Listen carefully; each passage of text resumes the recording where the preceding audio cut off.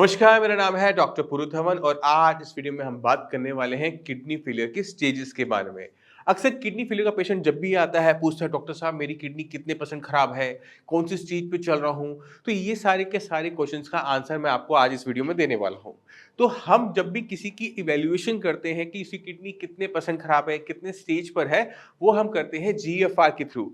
GFR का मतलब होता है ग्लोमेरुलर फिल्ट्रेशन रेट, यानी किस रेट से किडनी आपकी ब्लड को साफ कर रही है।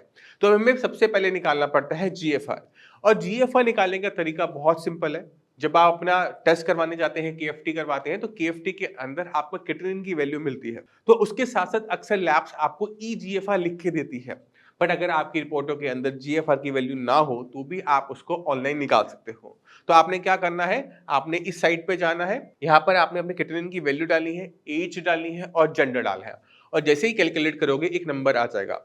अब ये जो नंबर है ना, इससे हम डिसाइड करेंगे कि आपकी कौन सी स्टेज तक किडनी खराब है। तो शुरुआत करते हैं सबसे पहले स्टेज 1 से। स्टेज 1 का मतलब ये होता है कि किडनी को बिल्कुल थोड़ा सा नुकसान हुआ है। यहाँ पर आपका जीएफआर नॉर्मल आएगा, बिल्कुल 90 प्लस में आ रहा होगा, बट यूरिन के अंदर प्रोटीन लीक हो रहा होगा, यानी किडनी को अभी नुकसान शुरू हुआ है, इसी वजह से स्टेज 1 है। अब चलते हैं स्टेज 2 पे। अगर आपकी जीएफआर की वैल्यू 60 टू 89 के बीच में आ रही है, यानी आपकी की जो किडनी है वो स्टेज 2 की खराब है। इसमें आपकी बॉडी में कोई सिम्टम खास पैदा नहीं होता, बहुत थोड़ा सा नुकसान हुआ होता है। आप मान के चलो कि 30% के आसपास किडनी को नुकसान हो चुका होता है और आपके यूरिन में प्रोटीन लीक आउट की दिक्कत हो सकती है। अगर प्रोटीन लीक आउट बहुत हैवी हो रहा है तो ही आपको अपने लेग्स के अंदर स्वेलिंग देखने को मिलेगी। इसके अलावा कोई खास परेशानी इस स्टेज में देखने को नहीं मिलती। अब चलते हैं स्टेज 3 के ऊपर। अगर आपकी जीएफआर की वैल्यू 30 और 60 के बीच में आ रही है तो वो स्टेज 3 होती है। स्टेज 3 एक ऐसी स्टेज होती है जहां पर हमारी बॉडी के अंदर कुछ सिम्टम आ सकते हैं।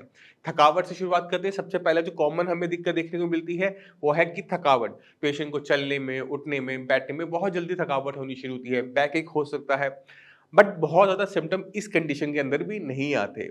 इस स्टेज को 2 हिस्सों में बाँटा गया है, 3A और 3B। 3A में क्या होता है कि अगर आपका जीएफआर 60 टू 45 के बीच में है तो वो 3A है, 45 टू 30 के बीच में है तो वो 3B है। और अक्सर इसी स्टेज पे जाकर पेशेंट को पता लगता है कि किडनी खराब हो रही है। अब बीपी और शुगर सबसे बड़े कारण है किडनी खराब होने के। जिन लोगों का बीपी बहुत ज़्यादा बढ़ा रहता है, शुगर बढ़ी रहती है, ध्यान नहीं देते, उनको लगता है कि मेडिसिन खाने से मेरा बीपी कंट्रोल में रहता होगा। ऐसे लोगों की किडनी हम इस स्टेज पर पाते हैं कि यहाँ पर हम जाकर पता लगता है कि किडनी खराब हो रही है। अब चलते हैं स्टेज 4 के ऊपर। अगर आपका जीएफआर 29 टू 15 के आसपास होता है तो इसे हम स्टेज 4 ऑफ किडनी फेलियर कहते हैं। यहाँ तक पहुंचते पहुंचते क्रिएटिनिन लेवल 4-5 तक ऑलरेडी टच कर चुका होता है। अगर आपकी एज ज्यादा है तो यही स्टेज 5 हो जाएगा, अगर आपकी एज कम है यही स्टेज 4 हो जाएगा। यहाँ पर मैक्सिमम सिम्टम हमें देखने को मिलते हैं। आपकी बॉडी में खून की कमी होना कॉमन दिक्कत है। बीपी का शूटअप रहना दवाई के खाने के बाद भी इसी हमें स्टेज पे देखने को मिलता है। और जैसे स्टेज 1 के सिम्टम्स थे, स्टेज 1 के सिम्टम भी हमें यहाँ देखने को मिलेंगे कि यूरिन के अंदर प्रोटीन लीक आउट हो रहा है। हीमोग्लोबिन की कमी हमें देखने को मिलेगी, थकावट देखने को मिलेगी, बैक एक देखने को मिलेगा और आपको यहाँ पर अपनी इचिंग, स्किन में इचिंग भी देखने को मिल सकती है, रैशेस भी देखने को मिल सकते हैं। अब चलते हैं स्टेज 5 पे। अगर आपका जीएफआर 15 से भी नीचे चला जाए तो उसको हम स्टेज 5 कहते हैं। स्टेज 5 को एंड स्टेज रीनल डिजीज भी कहा जाता है। इसे हम ईएसआरडी शॉर्ट फॉर्म में कह सकते हैं।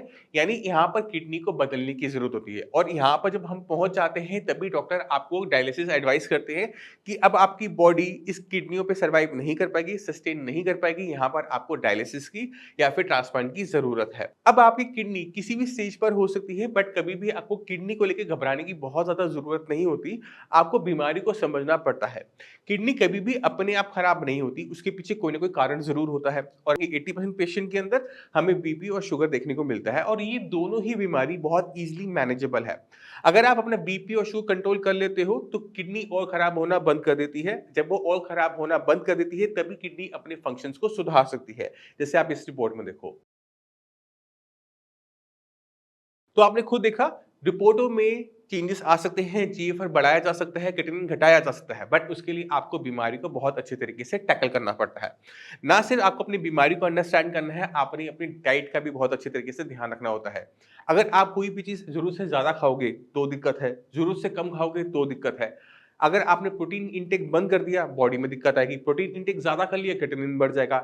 इसी तरह से अगर आप ऑयली सामान ज़्यादा खा रहे हो, डीप फ्राइड ज़्यादा खा रहे हो, तो यूरिया के लेवल बहुत तेज़ी से बढ़ने शुरू हो जाते हैं। तो बहुत सारी चीज़ों पे काम करना पड़ता है इस किडनी को सँभाले रखने के लिए। अगर आपके माइंड में कोई भी डाउट है, कुछ भी पूछना चाहते हो, तो डॉक्टर्स की टीम पूरी अवेलेबल होती है। आप मुझसे भी आके मिल सकते हो और किसी भी स्टेज पर आप क्यों ना हो, आपकी बीमारी को बहुत अच्छे तरीके से हैंडल किया जा सकता है, जैसे मैंने आपको दिखाया। इसी के साथ आपसे विषय में चलने की आज्ञा चाहूँगा। मिलते हैं अगली वीडियो में, तब तक के लिए नमस्कार।